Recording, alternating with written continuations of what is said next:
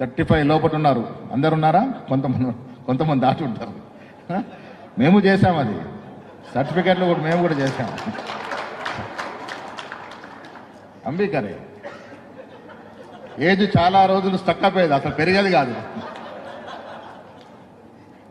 I was an aspirant for NSU all India సలీం అయినప్పుడు.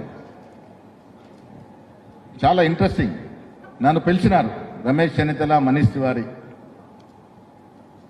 ప్యానెల్లో పెట్టినారు. P V Narasimha Rao being a prime minister in front of Mukul Wasnik, V C Shukla and Kumara Mangalam, P V Narasimha Rao told those 3 ministers that I am going to appoint this boy as NSU president. He is my from trade.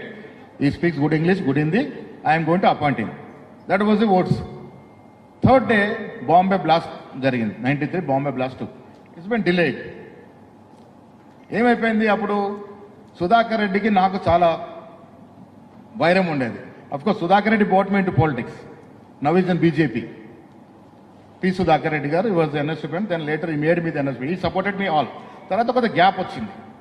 So 93లో అయితే నేను NSC all India president కావాలి.